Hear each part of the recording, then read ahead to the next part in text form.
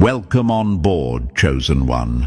Look who finally showed up. The one they cannot stop talking about when you are not in the room. Yeah, you. The one whose name gets passed around in low voices like a warning label, like a problem nobody volunteered to solve, like a file that was opened, stared at, then quietly closed because no one knew what to do next. They said things about you. Oh, they said plenty. They said, don't engage. They said, watch from a distance. They said, that one thinks too much. They laughed first, then they stopped laughing. Then they started whispering. Funny how that works. You know the pain point already.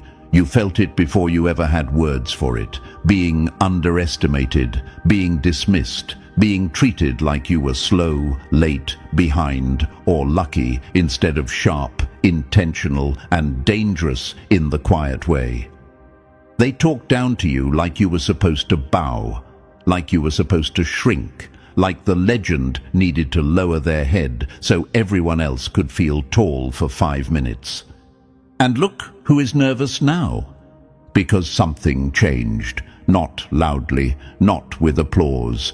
It happened in silence, in rooms you weren't even in conversations that froze the moment your name came up, in the sudden shift where people stopped challenging you directly and started working around you instead. That is not imagination. That is a pattern. They live in a world where everything must be categorized, controlled, and conquered.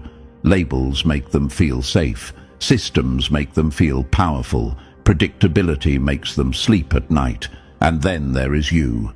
No label sticks. No box holds. No rule applies for long. That is what scares them. They started noticing how you listen more than you speak, how you let people talk themselves into corners, how you remember details they forgot they revealed, how you do not rush to prove anything because you already know. You always knew. You learned early that the loudest person in the room is usually the weakest one. They noticed how arguments around you feel different, how people hesitate, how jokes dry up, how confidence drains out of the room like someone pulled a plug. They noticed how their usual tricks do not work on you. No guilt hook, no fear tactic, no pressure move. And behind closed doors, they say it out loud. Don't engage with that one. They're dangerous. They're too smart.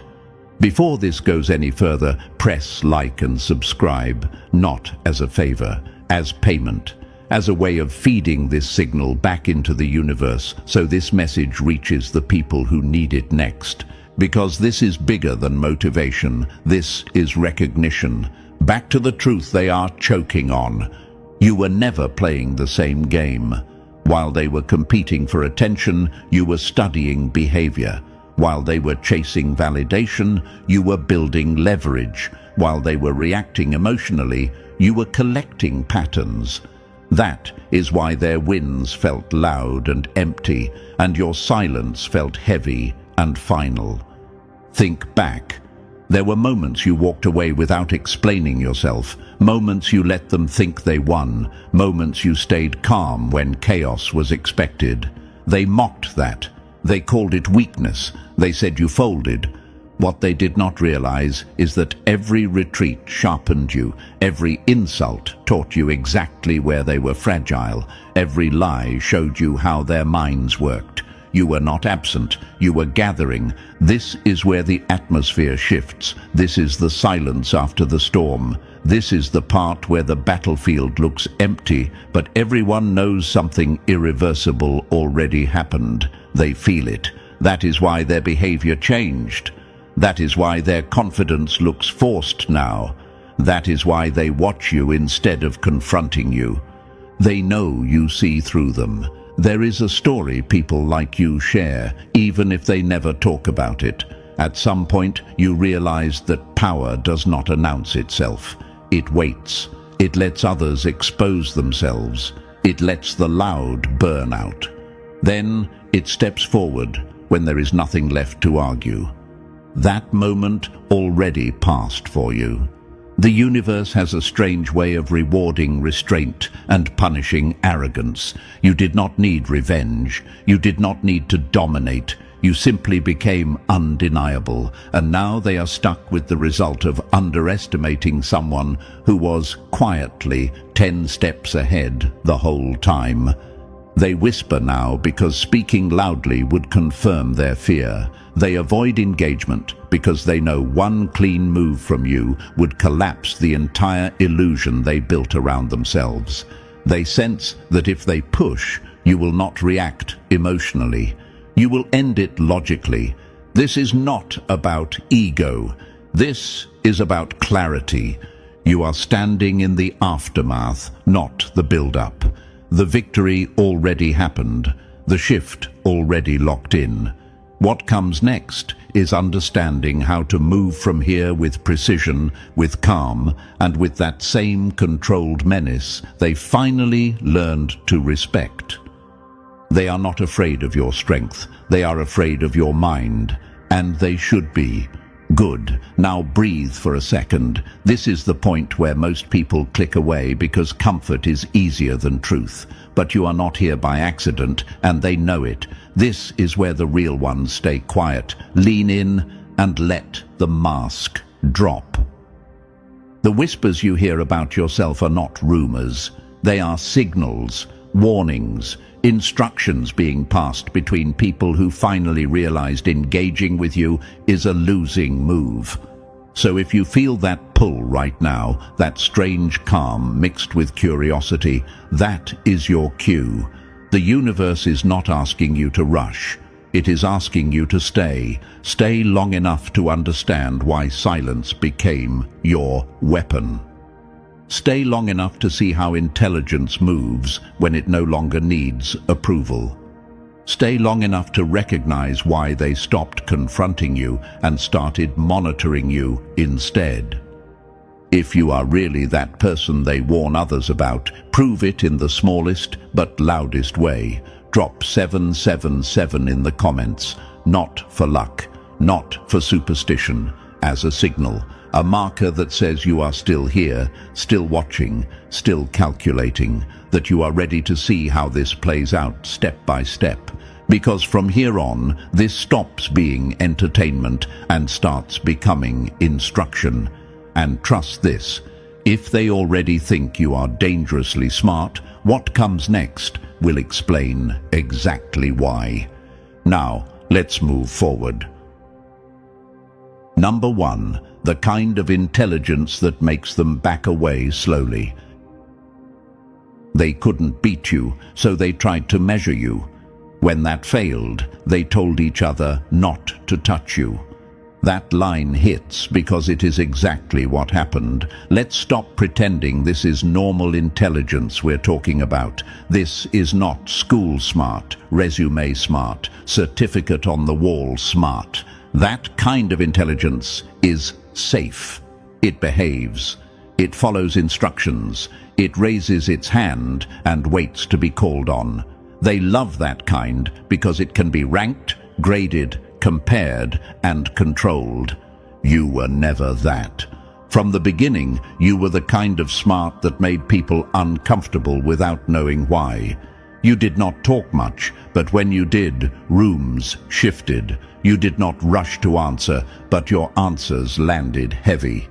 You did not chase approval, and that alone broke their sense of order. People like systems, people like rules, people like knowing who is above them and who is below them. And then you walked in and quietly ruined the entire map.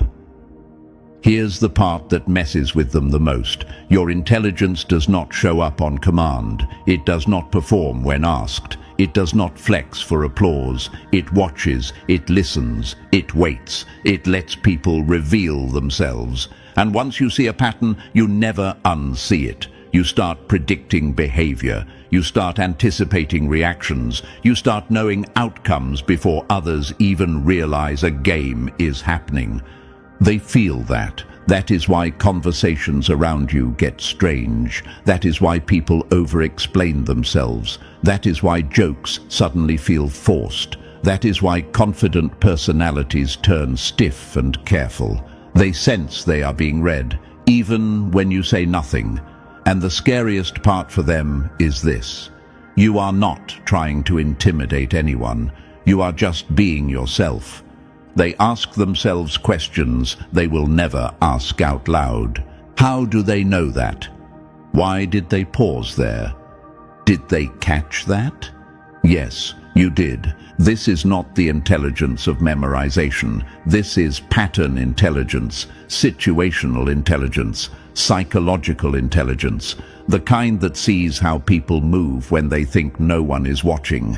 The kind that understands power is not about volume, it is about timing.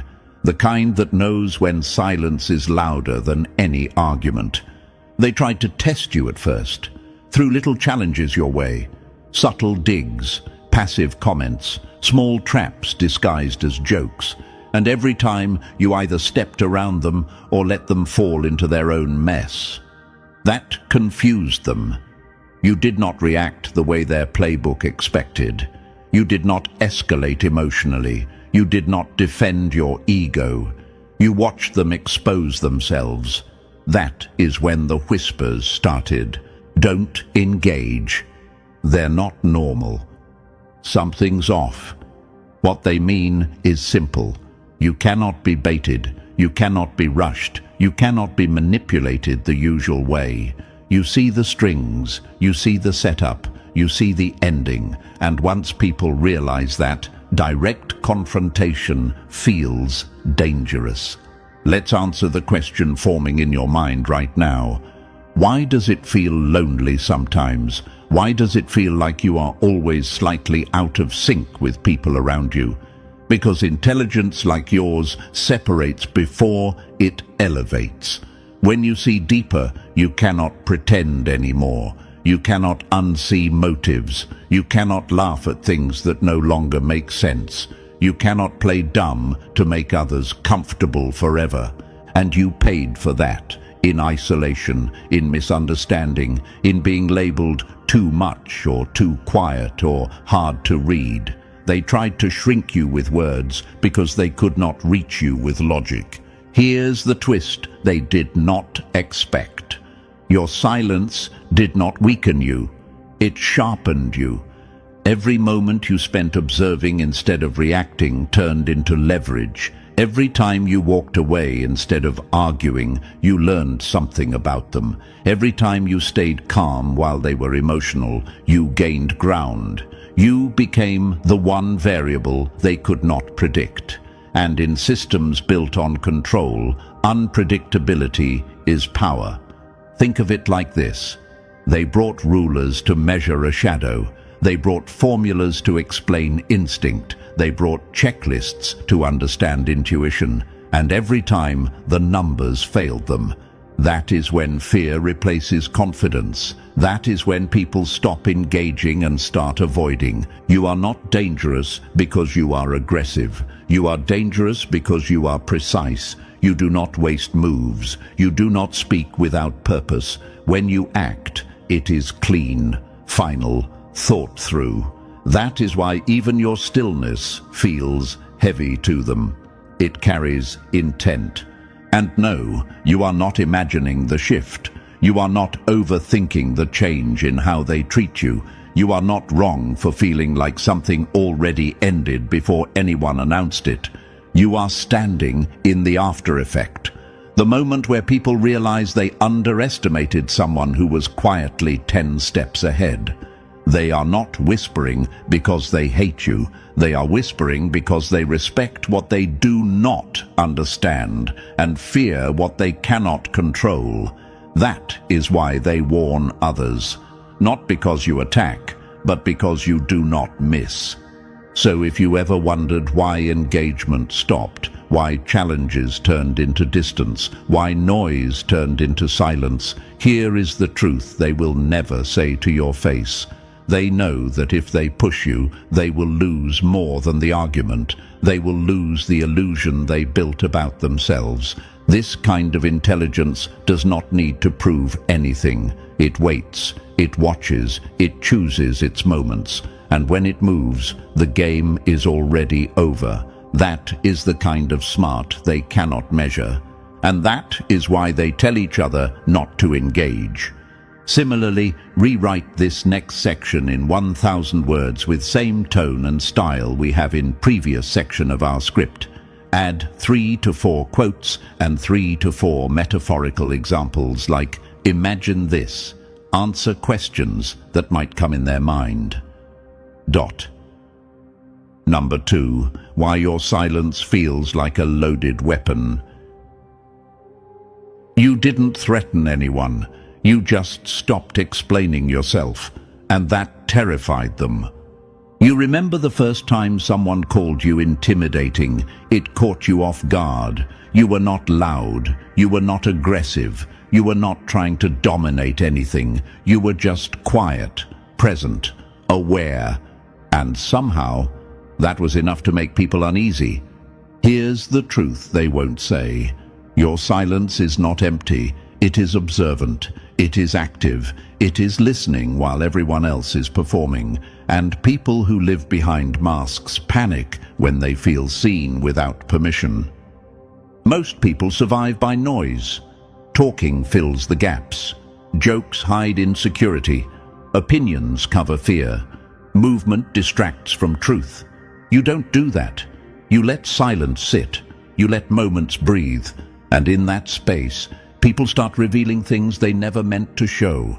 Imagine this, a room full of mirrors where everyone controls the lighting except you. You don't adjust anything, you just stand there. Suddenly, reflections look sharper, flaws show up, angles they avoided appear. That discomfort you feel from others, that's their illusion cracking. Your calm makes them rush. Your stillness makes them over-explain. Your quiet makes them fill the space with mistakes. They start talking faster, justifying more, correcting themselves mid-sentence. And you're not doing anything except watching.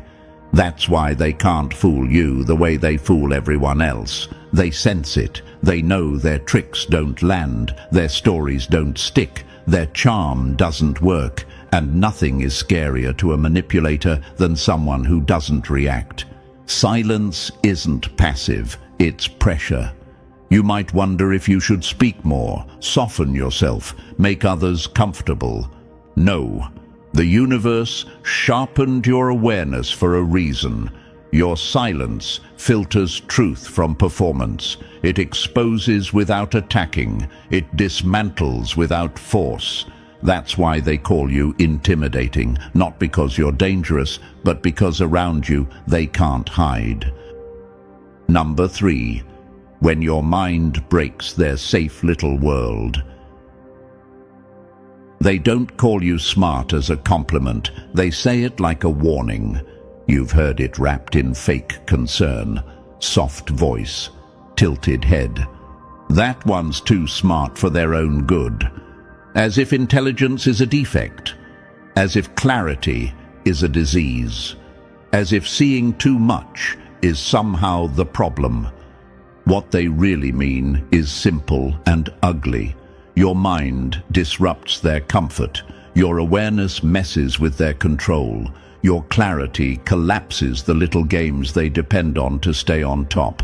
You don't play along, not because you're difficult, but because you can see the strings. And once you see them, you can't pretend you don't. Imagine a magician doing the same trick for years, feeding off applause, confidence growing every time. Then one day, someone in the audience quietly notices the wire, doesn't shout, doesn't expose him, just watches. That magician will never perform the same again. That's what your presence does to systems built on illusion. If everyone saw what you see, their entire setup would fall apart. the hierarchy, the narratives, the fake authority, the manipulation disguised as leadership. So instead of fixing themselves, they try to rebrand you as the issue. They frame your brilliance as arrogance, your questions as negativity, your silence as attitude. People don't fear intelligence. They fear losing control because of it. They want thinkers who stay obedient, smart people who don't look too closely, sharp minds that stop short of dangerous conclusions. You didn't stop. You kept going. You followed the logic all the way through, and now you're standing in a place they can't reach without losing their balance. You might ask yourself why they seem tense around you, why advice turns into warnings, why praise feels backhanded. It's because you are proof that their system is fragile. One clear mind threatens a room full of comfortable lies. So they label you, they caution others, they whisper like you're a hazard sign, not because you're wrong, but because you're awake. Number 4. The kind of intelligence that doesn't ask to enter the room. You don't argue to win. You don't explain to be accepted. And that's exactly why they can't touch you. This is where their frustration turns into obsession. You don't debate to dominate people. You don't explain yourself to feel important. You don't jump into conversations just to prove you belong. You engage only when there is value. And when there isn't, you disappear without apology. That restraint drives them insane.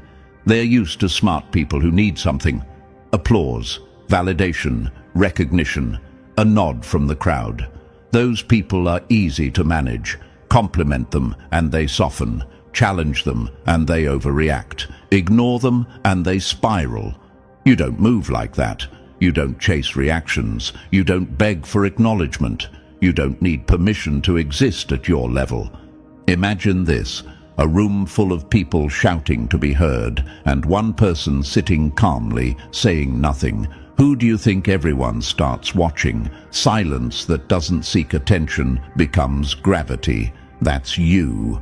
And gravity makes systems nervous because it pulls things out of alignment. Your independence makes you immune to flattery.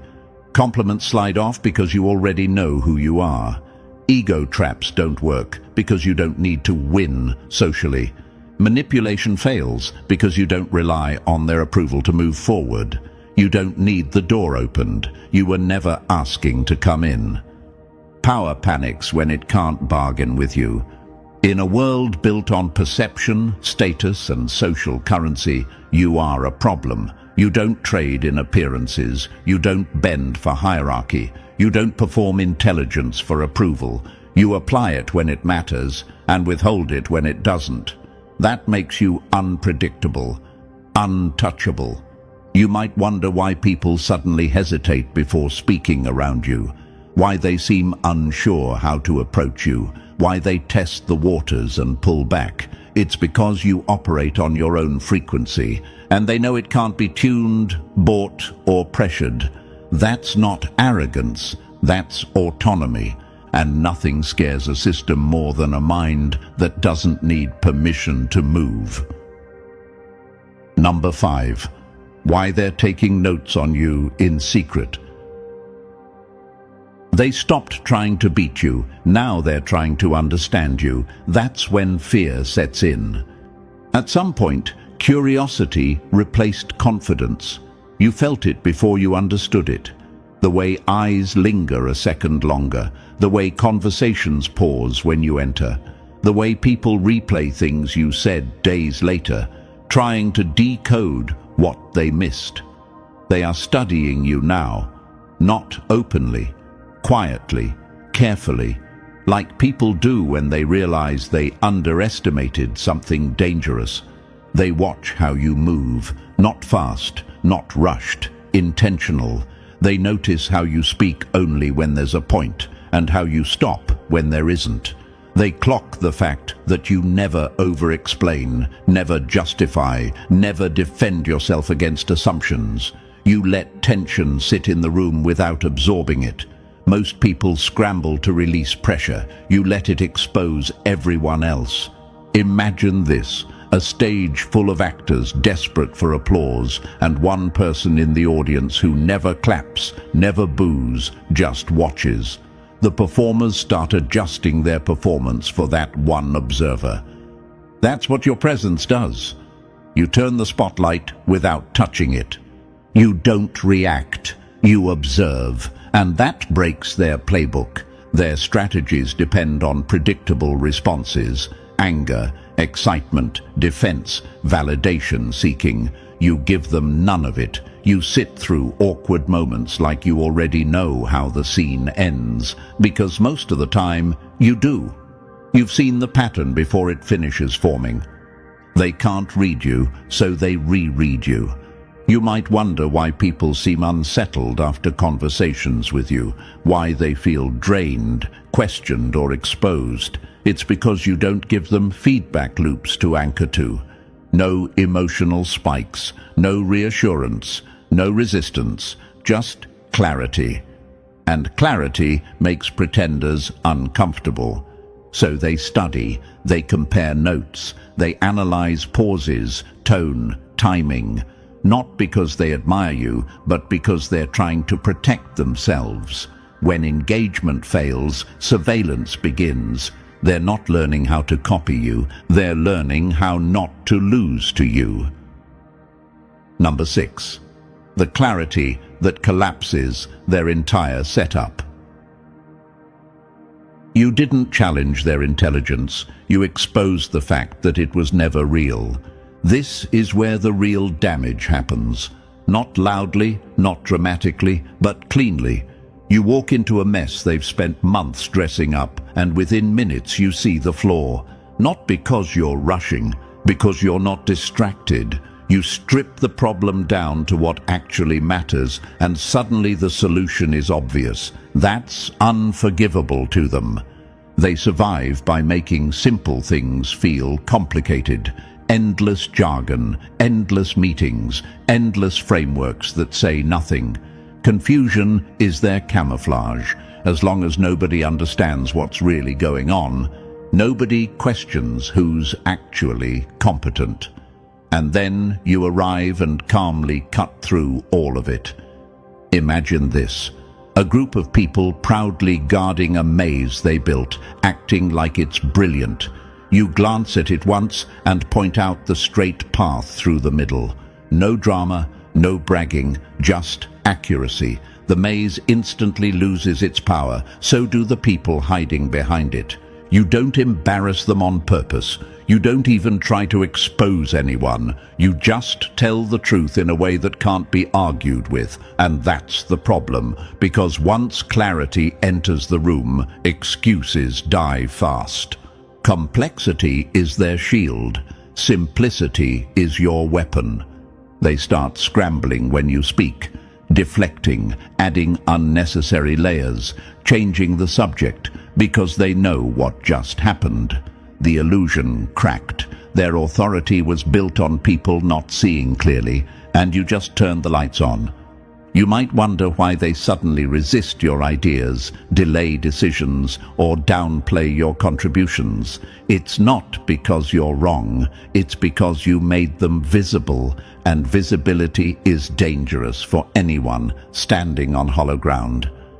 The old truth fits perfectly here, even if they hate it. The emperor has no clothes, and you didn't shout it, you didn't mock it. You just noticed. That's why they whisper now. That's why they warn others. Because once someone like you exists in the system, pretending stops being an option. Number 7. Why walking away shook their entire hierarchy. They thought rejection would starve you. They never imagined it would free you. They really believed you wanted a seat at their table. That was the assumption holding their whole world together. They thought your silence was patience, your distance was hesitation, your restraint was fear. In their minds, you were waiting for permission to belong. Then you looked closer. You saw what that table was actually built on. Quiet lies stacked on top of older lies. Deals made in bad faith. people nodding along while swallowing pieces of themselves just to stay invited, smiles that cost too much, loyalty bought with fear, power maintained through manipulation, not merit, and you walked away. That single decision hit harder than any confrontation ever could. No argument, no dramatic exit, no announcement, just absence. And absence is loud when someone was counting on your need. Imagine this, a group guarding a throne that only works if everyone believes it matters. Then one person stands up, leaves the room, and builds something better outside. The throne doesn't collapse immediately, but everyone still sitting there starts shifting uncomfortably. You didn't reject them loudly, you rejected the game. That's when their worldview cracked. They expected you to beg your way back in, to compromise, to explain, to negotiate your worth. Instead, you built your own table, different rules, different energy, no performances, no politics, no slow self-poisoning for approval. Nothing insults a fragile system more than someone who thrives without it. You might wonder why they suddenly seem bitter, dismissive, or oddly fixated on you. It's because your independence exposed a truth they can't escape, that their table was never exclusive. It was just crowded with people too afraid to leave. When they saw you standing steady without them, something broke. Not in you, in them. Because your existence proves that power doesn't come from permission, it comes from clarity and the courage to walk away. And once someone does that, the table never feels the same again. Number 8. Why they built cages instead of trying to beat you. They couldn't lower your intelligence, so they lowered the ceiling. This is the move they always make when outmatched. When they realize they can't make you smaller, they redesign the environment. They shift the rules. They change what gets rewarded. Suddenly, thinking deeply is called difficult. Asking questions is labeled negative. Seeing too far ahead becomes overcomplicating. That's not culture. That's containment. They build spaces where intelligence becomes a liability, where compliance gets applause, where repeating safe ideas gets promoted, where mediocrity feels comfortable because nobody gets exposed. In those systems, independent thought is dangerous, not because it's wrong, but because it reveals how shallow everything else is. Imagine this, a room with low ceilings where everyone learns to hunch just to survive. Then someone like you walks in and stands straight. Instead of raising the ceiling, they tell you to bend. That's what's happening. They hope you'll dim yourself.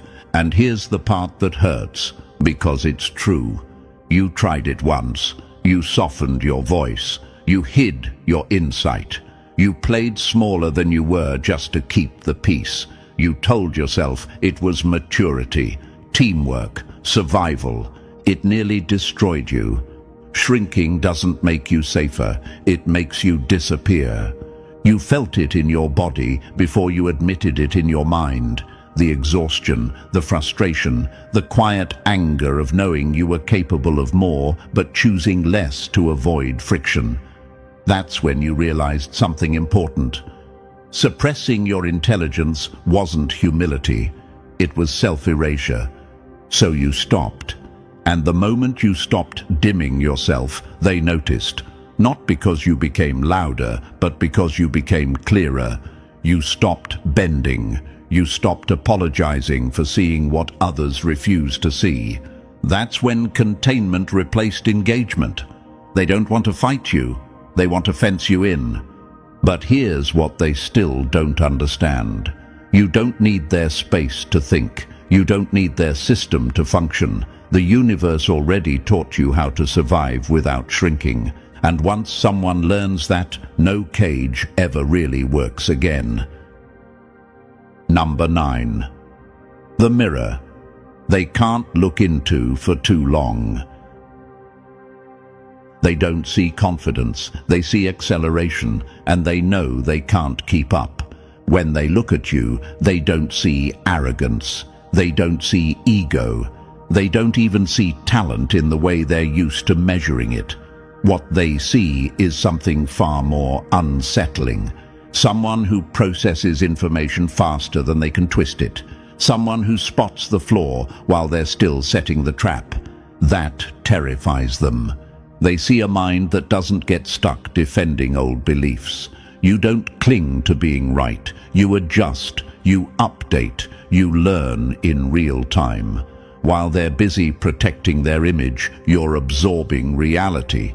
And that gap widens every time you stay calm and keep moving. Imagine this. Two people in a race. One memorized the map years ago and refuses to look again. The other keeps checking the terrain, adjusting pace, changing routes. Guess who wins when the road changes? That's you. You don't need certainty. You need feedback. They see someone who asks the questions they hoped would never be asked. Not loudly, not aggressively, casually, at the worst possible moment. Questions that expose gaps, assumptions, shortcuts, lies dressed up as tradition. And once those questions exist, the system starts shaking. You don't break systems by attacking them. You break them by understanding them. Here's the truth you may not have fully owned yet. You're not better at everything. You don't need to be. You're better at learning. You adapt faster. You recover faster. You notice patterns faster. And every cycle makes you harder to predict. They hate that because learning can't be controlled. Titles expire. Authority fades. Experience gets outdated. But someone who learns never stops getting stronger. Every failure becomes data. Every mistake becomes leverage. Every quiet moment becomes an upgrade.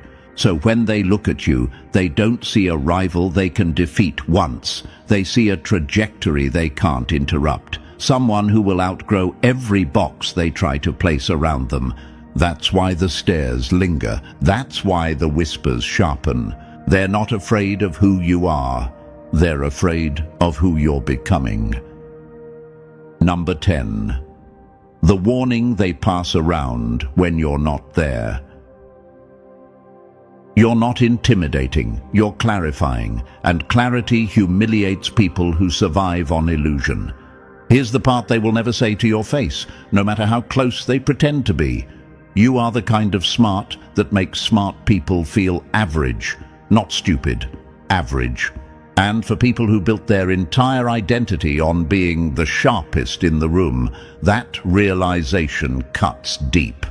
When you enter a space, you don't dominate it, you recalibrate it. The baseline shifts, the energy changes. Suddenly, the people who usually lead the conversation slow down. The ones who love to explain start hesitating.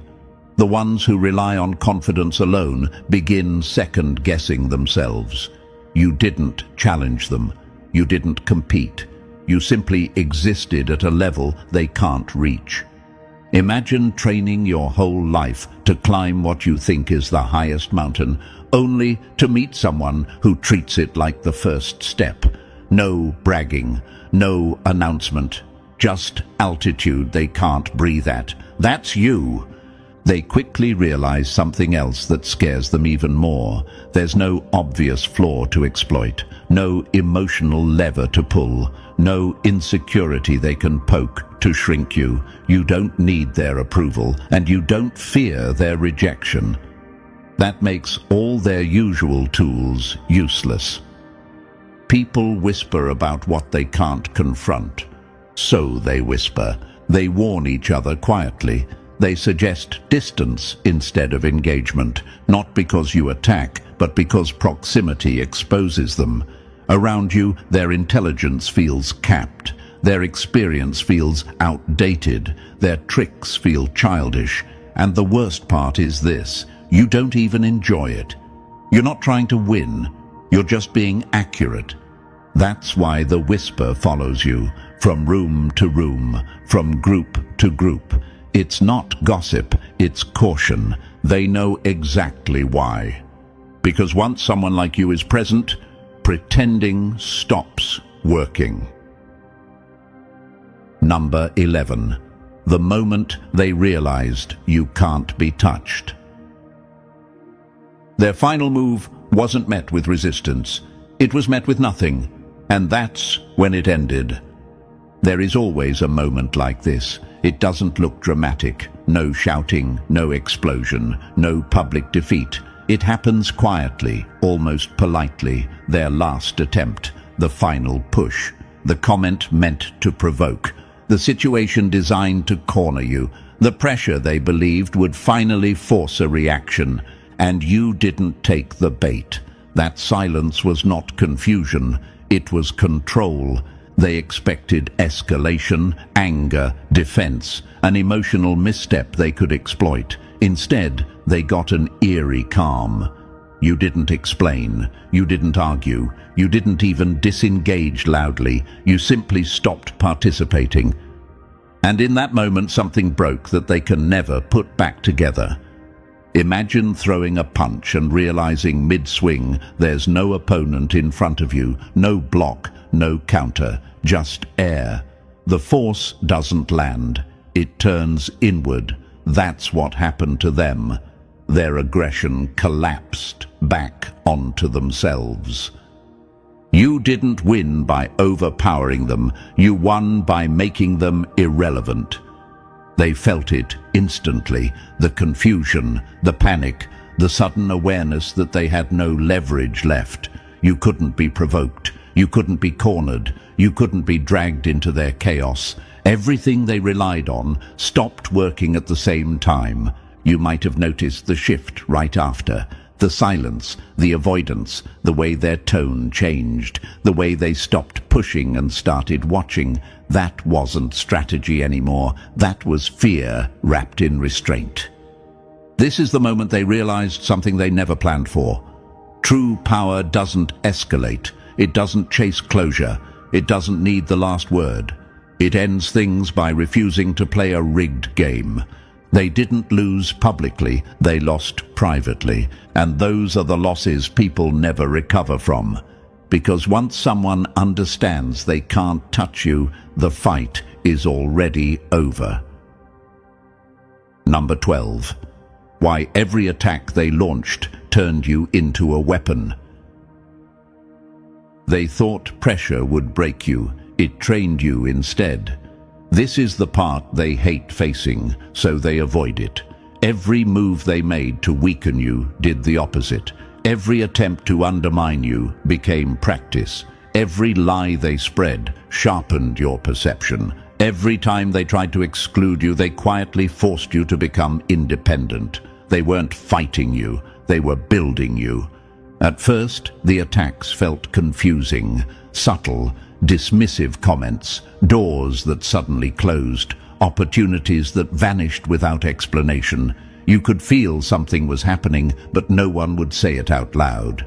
That silence hurt more than open hostility. But here's what they didn't understand. Confusion makes most people fold. It made you observant. You started paying attention. You learned how people move when they're threatened, how stories change depending on who's listening, how praise and punishment are used to control behavior. While they thought they were destabilizing you, you were mapping the terrain. You weren't just surviving the pressure, you were studying it. Pain didn't slow you down, it gave you vision. Every lie forced you to learn how truth hides. Every manipulation taught you how influence really works. Every rejection stripped away your need for approval. Slowly, quietly, you stopped relying on them for anything that mattered. And once that happened, they lost their leverage. Imagine trying to train a guard dog and accidentally teaching it how every trap works. That's what they did. They exposed you to the playbook, over and over, until you could spot patterns instantly, until nothing surprised you anymore. They thought isolation would weaken you. It didn't. It gave you space. space to think without noise, space to rebuild without interference, space to develop strength that didn't depend on anyone clapping for you. That kind of independence changes a person. It makes them harder, sharper, calm in situations where others panic. You didn't become strong in spite of them. You became strong because of them. This is where the fear kicks in for them. They realize too late that you don't just endure pressure. You metabolize it. You convert it into clarity. You adapt faster with every hit. While they repeat the same tactics, you evolve. They're still playing the version of you they remember, the one who questioned themselves, the one who tried to fit in, the one who hoped things would be fair.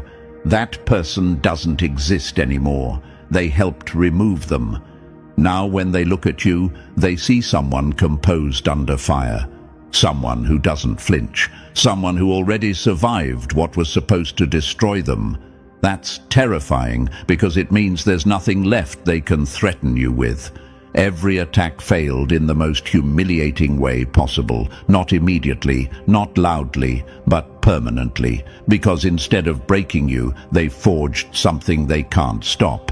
And deep down, they know it. They didn't weaken you, they unleashed you. Number 13. The final shift, when the hunters suddenly lowered their eyes. They didn't stop because they won. They stopped because they understood. There's a point in every quiet war where the energy changes. You feel it before you see it. The pressure that once followed you everywhere suddenly lifts. The constant testing fades. The eyes that tracked your every move start looking away. That's not peace. That's retreat. At first, they chased you openly, challenged you, questioned you, tried to corner you with authority, numbers or noise. They wanted a reaction. They wanted proof you could be shaken. They wanted to see you stumble so they could call it a win.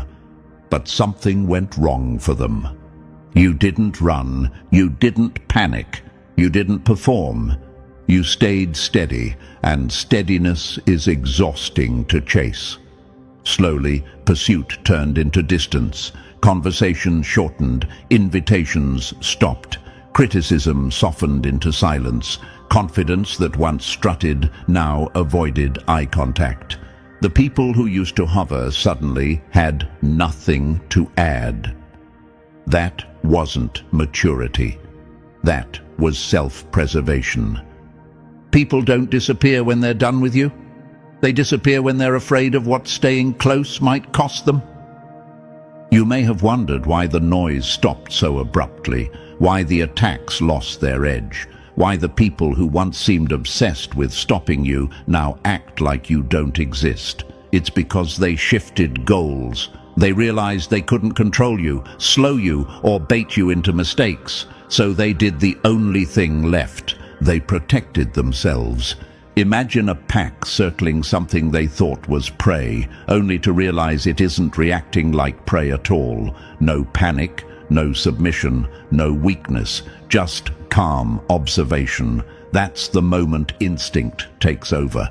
Not attack instinct, survival instinct. They started whispering again, not about how to stop you, but about how not to provoke you.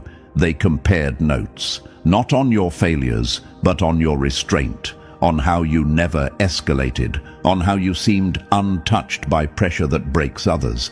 That kind of calm doesn't read as harmless, it reads as final. You didn't defeat them, you outlasted their certainty. This is the humiliation they never talk about. Losing without a scene, retreating without excuses, watching someone they underestimated continue forward while they quietly step out of the way.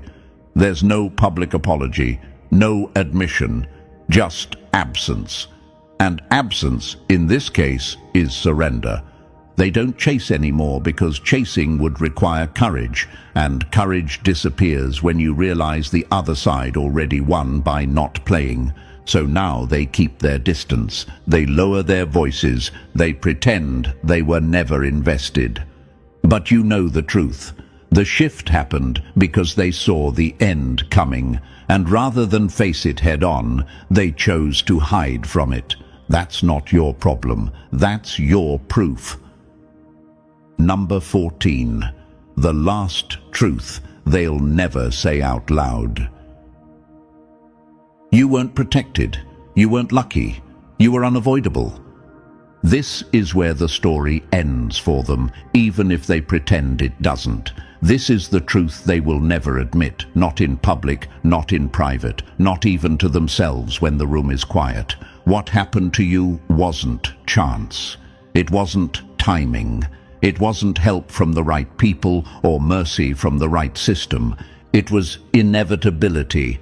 They like to believe outcomes come from favoritism, from connections, from luck, from being chosen.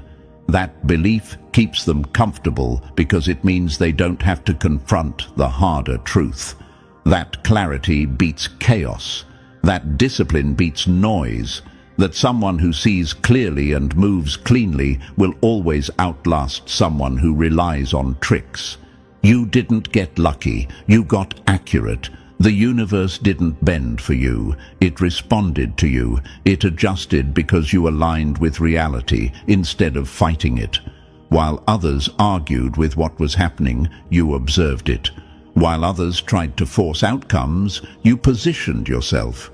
While others needed permission, you acted when it was time and stayed still when it wasn't. Inevitable people don't rush. They arrive. They will never say this, but they know it. They know that even if circumstances were reset, even if roles were swapped, even if the board was wiped clean, you would still end up here. Maybe not the same way, maybe not at the same speed, but always forward, always adapting, always learning, always moving past whatever limit they tried to place on you. That's the part that haunts them. They can accept losing to luck. They can accept losing to power. They can accept losing to unfairness. What they cannot accept is losing to someone who simply understood the game better and refused to play it the wrong way. You weren't helped. You were prepared. Every setback trained you. Every delay refined you. Every quiet stretch sharpened your judgment. You didn't become this by accident. You became this by paying attention when others were distracted, by staying calm when others panicked, by choosing clarity when others chose comfort. The universe doesn't reward noise. It responds to precision. That's why this feels final now. There's no unfinished business, no loose ends, no need to prove anything. The whispers have already run their course. The warnings have already been issued. The distance has already been created. Their chapter with you is closed. What comes next doesn't involve them at all. This is the phase where you stop being reacted to and start being anticipated, where your presence alone shifts outcomes, where you move without explanation and things still fall into place. Not because anyone is helping you, but because reality recognizes consistency when it sees it. They'll never admit it. They'll reframe it. They'll minimize it. They'll tell themselves stories that let them sleep at night. But the truth stands, calm and untouched. You were never an exception. You were an outcome. And from here on, the story belongs entirely to you. So here's where we close it.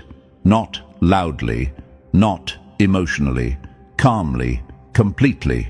Everything you've seen wasn't hype, coincidence, or momentum.